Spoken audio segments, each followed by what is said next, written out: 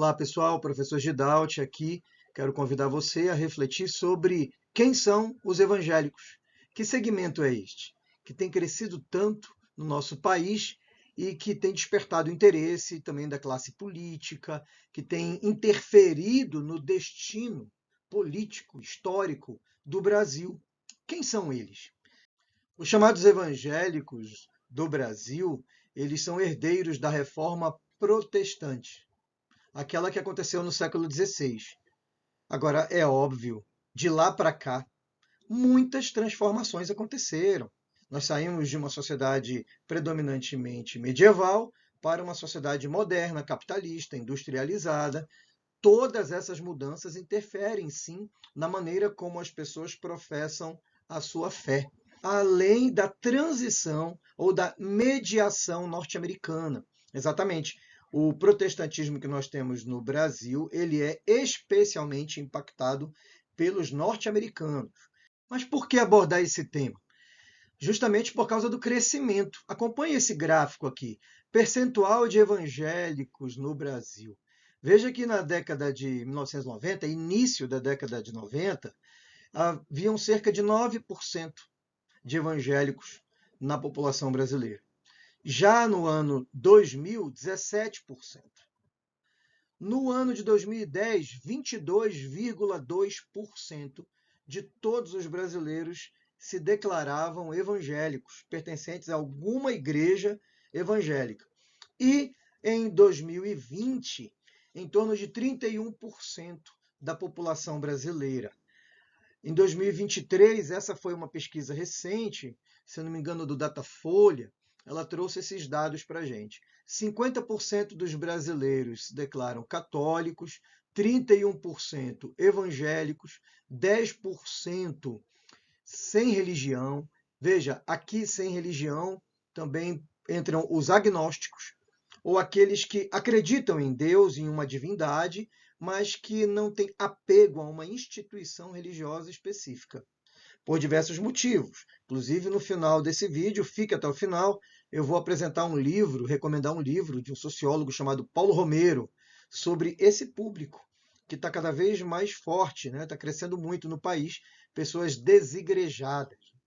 3% de espíritas, 2% de religião de matriz africana ou indígena, 1% de ateus, esses sim declaram que não acreditam numa divindade ou em divindades, seja ela qual for, e 3% de outras manifestações religiosas.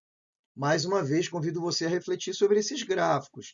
Percentagem de católicos e evangélicos na população brasileira. Esse gráfico ele também apresenta uma projeção. A projeção é que, por volta de 2040, o número de evangélicos e de católicos se equipare no Brasil, seja o mesmo, o percentual.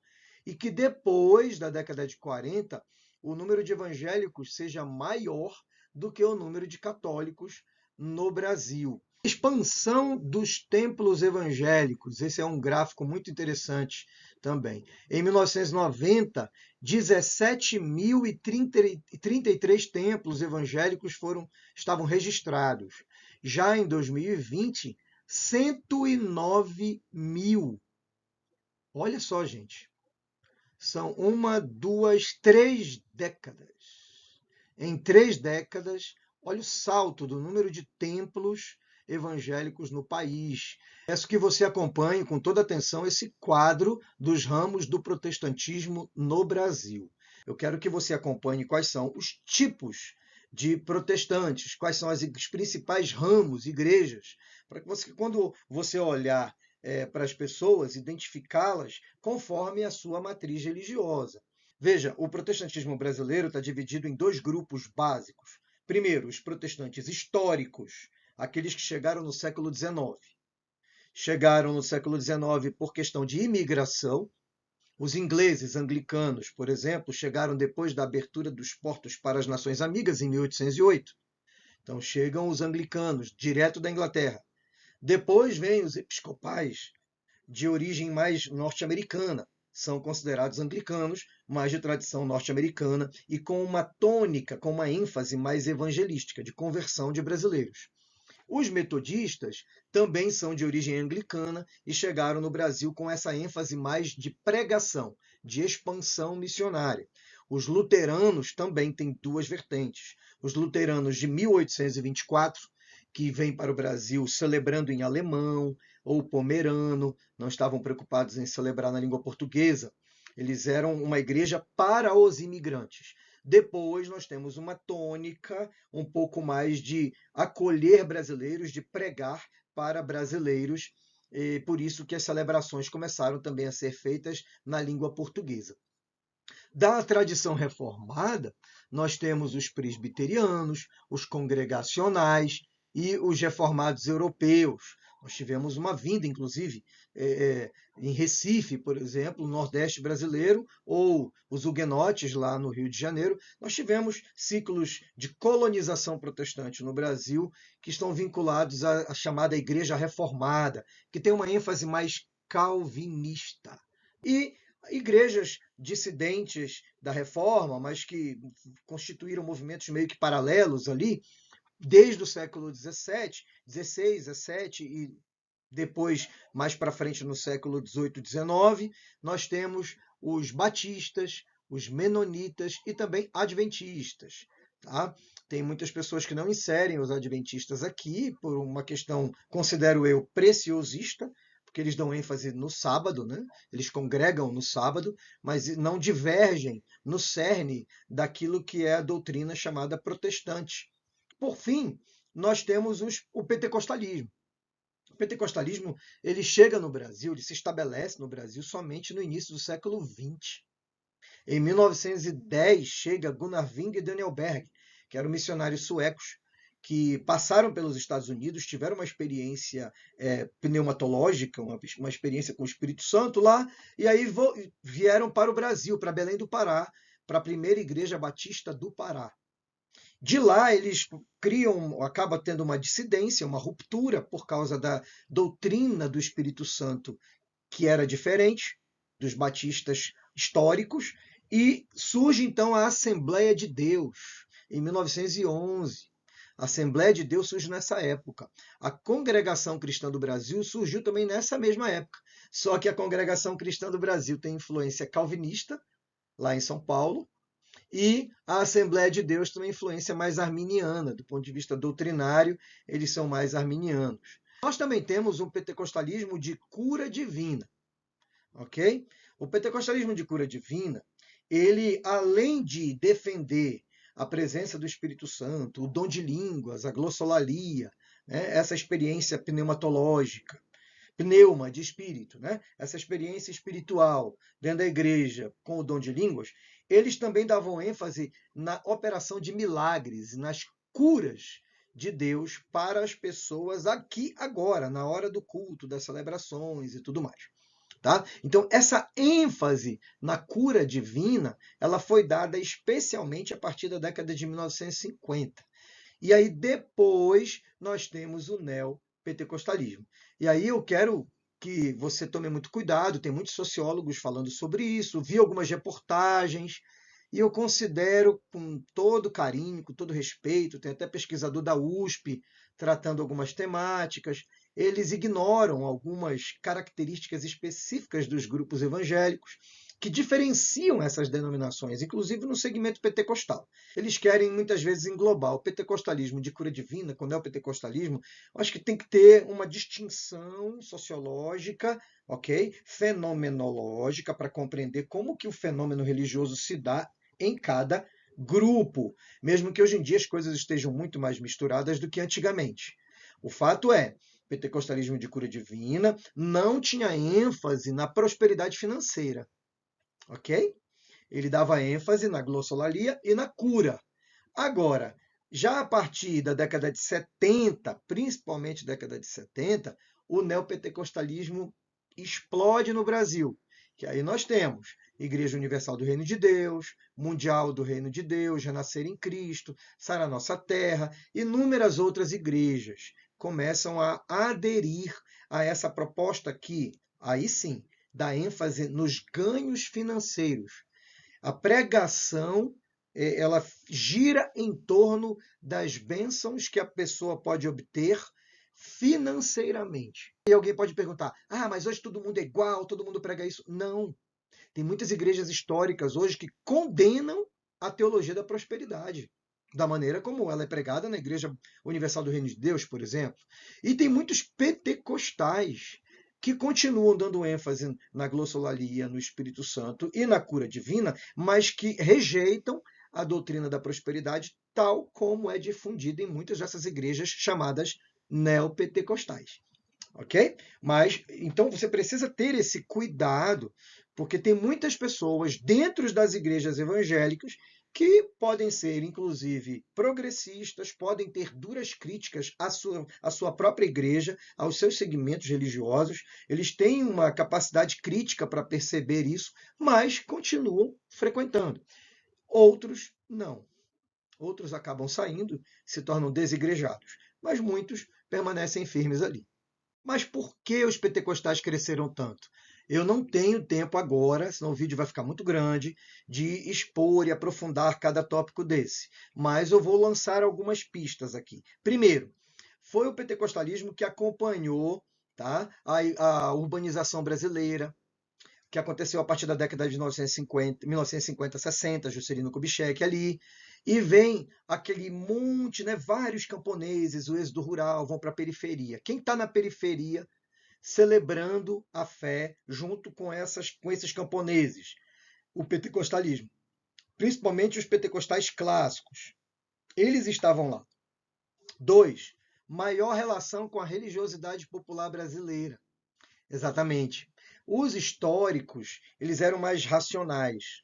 Tinha fé, sempre teve fé, mas a forma deles falarem de Deus, a maneira deles se relacionarem com o sagrado, era mais conceitual, era mais racional. Enquanto que o pentecostalismo sempre dialogou mais com esse modo afetivo, emocional, essa maneira mais do sentimento, a fé como sentimento. Isso está muito forte nos pentecostais, em diálogo com a cultura popular brasileira. A religiosidade do povo brasileiro ela é mais mística e menos racional, menos pelo viés da lógica. E o pentecostalismo abraçou esse grande contingente populacional que estava na periferia e ele falava na linguagem desse contingente populacional, na linguagem religiosa, mais mística, mais afetiva. Tá certo? Ao mesmo tempo, dava a Bíblia para o camarada, para o recém-chegado, né, o popular, para que as massas pudessem ler. Havia, de certo modo, algo de interessante nesse abraçar o povo mais pobre brasileiro que estava na periferia. Quem fez isso mesmo foram os pentecostais. Os protestantes históricos tinham dificuldade de se comunicar com essa mística da religiosidade popular brasileira. Também dialoga com as necessidades básicas, das bases da população, essa população que está lá. Na hora de orar, na hora de buscar a Deus nas necessidades de cada membro da comunidade, esse povo não era da classe média. Esse povo era um povo que estava lá, na periferia, passando por necessidades, tendo dificuldade de ter acesso, inclusive, ao sistema de saúde. Então você tem uma pregação que ouve e que visa atender exatamente essas necessidades primárias das pessoas mais empobrecidas no país. Tá? Por necessidades, eu estou me fundamentando aqui naquela pirâmide das necessidades humanas do Maslow. Ok? Então, aquela primeira base da pirâmide ali. Necessidades financeiras, de comida, de saúde. Então, a pregação se direcionava para esse público, para essas necessidades fundamentais. Diferente da pregação das igrejas históricas de classe média baixa, que falava muitas vezes de alguns aspectos da vida, mas não atendia prioritariamente essas necessidades básicas das pessoas. E aí vem maior flexibilidade e adaptação à cultura urbana contemporânea. Os pentecostais não ficam tão apegados às tradições.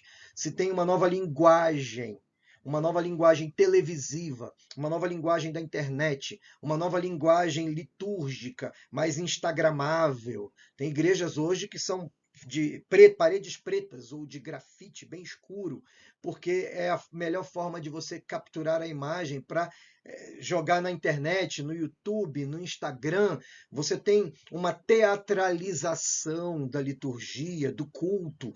Há uma questão mais teatral, dialogando com a tecnologia, inclusive. A primeira igreja no século XX, a primeira igreja que adota o rádio foi a Quadrangular, foi a Igreja do Evangelho Quadrangular lá nos Estados Unidos. O fato as igrejas pentecostais têm maior flexibilidade.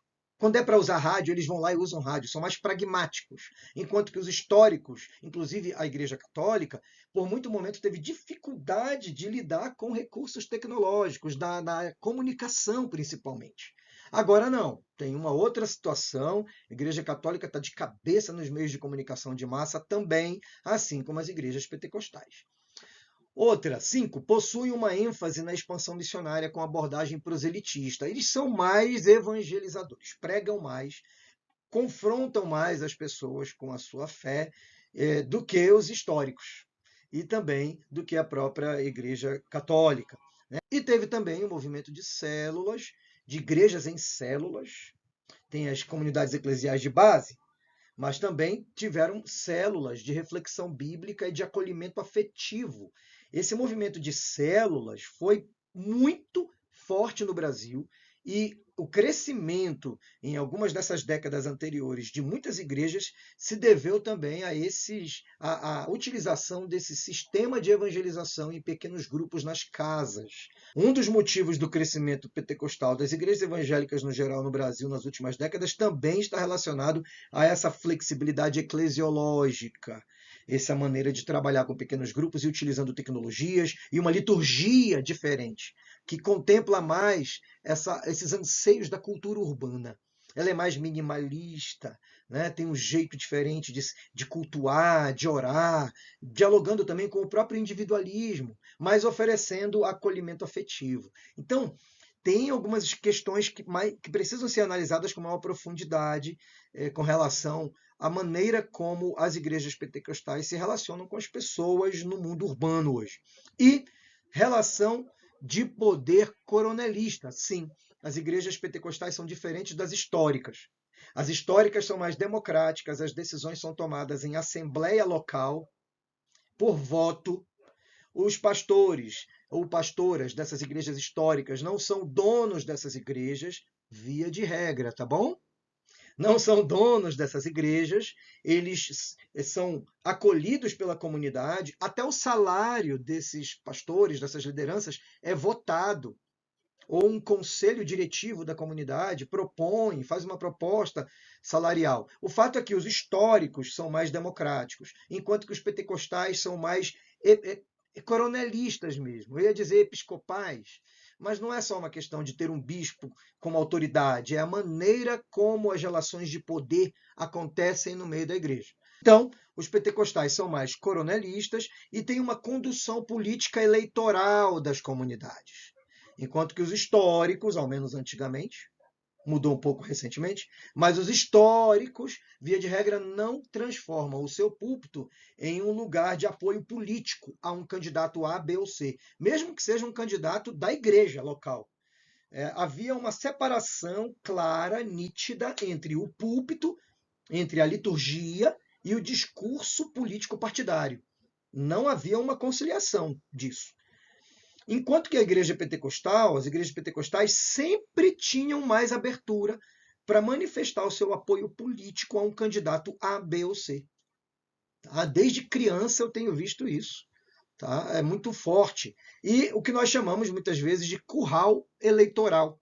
Porque aí o pastor ou a liderança chega lá e fala: esse é o nosso candidato. E quando alguém diz que não quer votar naquele candidato, há uma pressão da liderança, uma pressão da comunidade para que se respeite o desejo daquela liderança que disse: o nosso candidato é esse. Então, isso é uma diferença muito forte também no cenário político entre históricos e pentecostais. E, por fim, tem uma vinculação ideológica mais alinhada à direita e com um discurso antissocialista, anticomunista. Eu quero falar disso num outro vídeo, não vou poder detalhar agora, mas essa é uma tendência do protestantismo brasileiro. tá? De ter um receio, um medo, um temor do socialismo, do comunismo, e muitas vezes não sabe nem o que é isso, não sabe nem o que é socialismo ou comunismo, mas pelo discurso das suas lideranças religiosas, acabam comprando um pacote antissocialista, anticomunista, e enquadra tudo aquilo que é de defesa trabalhista, né, de defesa dos direitos sociais, como se fosse algo meio suspeito dos vermelhos de esquerda, ok?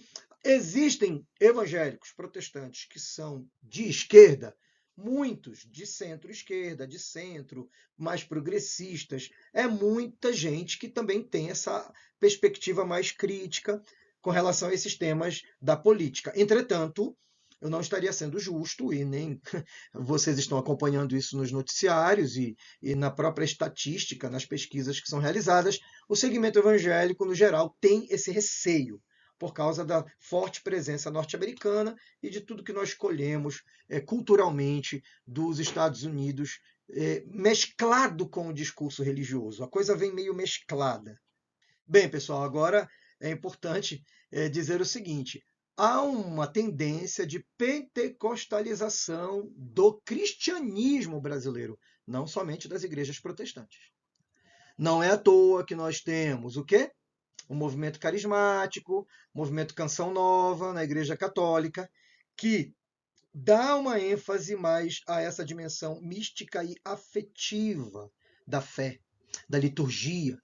Contempla mais essas necessidades existenciais e afetivas de catarse, certo? Da nossa turma, que é urbana. Os fiéis hoje, a maioria absoluta da população brasileira é urbana. E ela tem necessidade de uma mística, de uma espiritualidade, de uma liturgia que seja mais afetiva, que contemple essa dimensão mística. O problema é que, junto com essa pentecostalização da igreja, também vem uma postura mais reacionária politicamente, porque atribui-se às pessoas ou às lideranças religiosas que são mais progressistas, que eles não dão tanto valor à fé, que eles são liberais na sua abordagem religiosa, que eles não têm um compromisso efetivo com os pilares, com os dogmas religiosos, com os pilares da fé. Então, junto com esse processo de pentecostalização das igrejas brasileiras, tanto as protestantes históricas, que têm sido influenciadas pelo pentecostalismo hoje em dia, tá bom? Há uma crise de identidade, inclusive, em muitas igrejas históricas, porque elas assumem, de certo modo, uma liturgia que é um pouco mais carismática, mais pentecostal, mas querem manter raízes mais democráticas, de decisões colegiadas, da assembleia local que delibera. Então tem uma crise aí de identidade do protestantismo histórico brasileiro, o que também está acontecendo na própria Igreja Católica, que tem uma tensão política entre cardeais, entre bispos, que são mais carismáticos, conservadores politicamente, e uma ala da Igreja Católica que também é um pouco mais progressista e não quer perder esse vínculo com as lutas populares, com a busca de direitos, de conquista de direitos por parte da massa trabalhadora brasileira.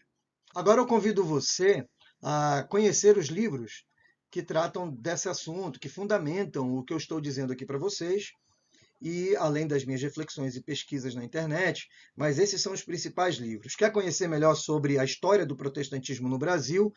Conheça então, primeiro, O Protestantismo Brasileiro, de Emily Leonardi, um texto que é clássico, muito importante. Também Introdução ao Protestantismo no Brasil, do Antônio Gouveia Mendonça, que é uma das maiores autoridades sobre a história do protestantismo no Brasil, é o Antônio Gouveia Mendonça, junto com o Prócoro Velásquez Filho. Temos o Celeste Porvir, a inserção do protestantismo no Brasil. Outro, História Documental do Protestantismo no Brasil. História documental, gente. Ele reúne as principais fontes históricas primárias para que você se aprofunde. Também Evangélicos na Política Brasileira, Paul Freston. Primeiro sociólogo a estudar o impacto, a presença dos evangélicos na política brasileira. E Ricardo Mariano, grande sociólogo que tem estudado os neopentecostais e o pentecostalismo como um todo. Mas ele quer um texto atual, vai no Ricardo Mariano. E, por fim, Paulo Romeiro, decepcionados com a graça. O Paulo Romeiro estudou várias pessoas desigrejadas, pessoas que ficaram decepcionadas com o rumo que os evangélicos têm tomado no Brasil, a maneira como pregam, a maneira como falam de teologia da prosperidade ou oferecem muitas coisas a partir dessa perspectiva mais sacrificialista. Por fim, pessoal, estamos chegando ao final do nosso vídeo. Mas e aí? Protestantes ou evangélicos? Como é que nós devemos chamar? Os protestantes, nós chamamos, num estudo mais na história, na sociologia, é muito comum usar mais a terminologia protestante. Mas também tem sido chamado de evangélicos. O protestantismo, quando falamos disso, estamos associando mais às suas origens históricas lá da Reforma Protestante. Só que no século XIX, os protestantes brasileiros, principalmente a partir da Igreja Luterana, e depois influenciou os outros, eles não queriam ser conhecidos como uma negação do catolicismo. Quem eles são? São aqueles que protestam contra o catolicismo. Não, eles queriam ser conhecidos de um modo mais afirmativo. Por isso, buscaram criar um termo e serem conhecidos por um termo que afirmasse mais a sua fé. Então, evangélicos, aqueles que buscam viver mais o evangelho. Claro que havia uma postura de separar as coisas, de dizer, não, nós é que interpretamos melhor o evangelho e não os católicos. Isso havia naquela época, principalmente antes do Vaticano II, quando os fiéis não eram incentivados à leitura da Bíblia. Depois do Vaticano II, 1962 para cá, tem muita gente, muitos católicos que leem bastante a Bíblia, tá certo? E a própria liturgia, a missa e as celebrações são feitas em português, não como antigamente, que era feito em latim.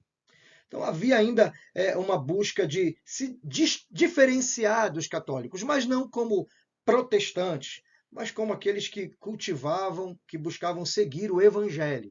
E aí sim eles começam a se denominar. Somos evangélicos. Isso vai se fortalecendo no início do século XX. Inclusive, chegamos a ter uma Confederação Evangélica do Brasil. Chegamos a ter isso na década de 1930, tá certo? E depois que isso vai se fortalecendo até que hoje é muito comum dizer assim, os evangélicos. Mas eles não são uma coisa só. Como você pôde ver hoje, aprendeu, os evangélicos são uma diversidade de credos e ritos, uma diversidade política, uma diversidade cultural, uma diversidade religiosa muito importante, que precisa ser compreendida na sua complexidade, como ela é.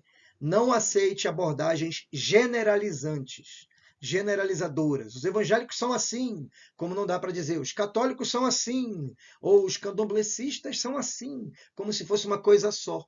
Não é assim que nós desenvolvemos um conhecimento mais aprofundado. Vá e entenda as especificidades de quem você está falando, do objeto, do fenômeno religioso que você está estudando. Um abraço, seguimos mais adiante aí com outros vídeos sobre esse tema.